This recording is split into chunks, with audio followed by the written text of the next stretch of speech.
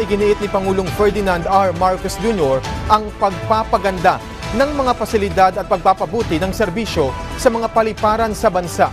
Sinabi ito ng Pangulo sa kanyang pagsaksi sa pagpirma ng Lagindingan International Airport Public-Private Partnership Project Concession Agreement. Ang detalye sa balitang pambansa ni Glaizel Pardilla ng PTV Live.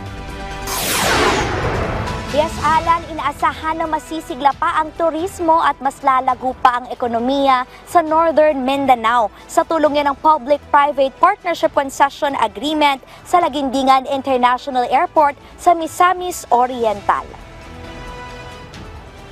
Pinirmahan na ngayong araw ng Department of Transportation at pribadong sektor ang Lagindingan International Airport Public-Private Partnership Concession Agreement na sinaksihan ni Pangulong Ferdinand R. Marcos Jr. Ibinigay sa Aboitiz Infracapital ang pagpapataas ng antas, operasyon at pangangalaga sa paliparan sa loob ng 30 taon. Target gawing moderno, pagbutihin ang serbisyo at itaas ang kapasidad ng paliparan sa naturang o sa Misamis Oriental. An agreement for the Lagindingan International Airport Public-Private Partnership Project provides us with the opportunity to expand the facilities, upgrade the terminals, augment capacity, and deliver our services in a safer, efficient, and more convenient way. This also shows our commitment to invest in the development of Northern Mindanao. Mula 1,600,000 pasahero kada taon, target doblihin ang dami ng pasahero sa unang phase ng concession agreement at inaasahang lolobo sa higit 6 milyon na pasahero yung capacity matapos ang kasunduan.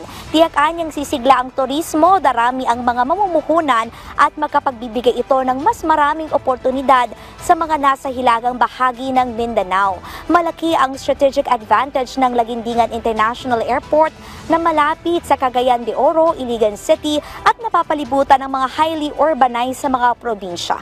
Nagkakahalaga ng 12.75 billion pesos ang proyekto. Inaasahan naman nakikita ng papalo sa 3 bilyong piso ang pamahalaan at makapagbibigay ito ng 32,000 karagdagang trabaho. Bahagi ito ng programa ng pamahalaan na paigtingin ang connectivity at accessibility sa iba't ibang bahagi ng bansa.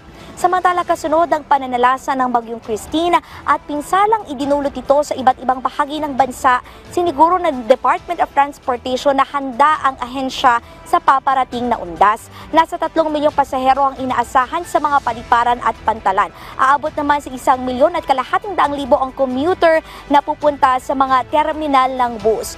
Malit lamang anya yung naging pinsala sa transportation sector dahil sa bagyo na nasa 100 million lamang yung damage sa mga seaport o pantalan, kaya balik operasyon na rin yung mga paliparan at bukas na rin yung mga pantalan. Pinaiiwas lamang Alan ng DOTR yung ating mga kababayan doon sa Sorsogon, Pamatnog yan na pantalan dahil hanggang ngayon ay marami pa rin yung mga pasahero dahil nga na-stranded sila at naghihintay sila ng biyahe. Pero marami naman daw alternatibo na ruta na pwede nga puntahan, gaya halimbawa sa Batangas, meron dyan mga Roro going to Visayas area. Yan na muna ang latest mula rito sa Malacanang. Balik sa iyo, Alan.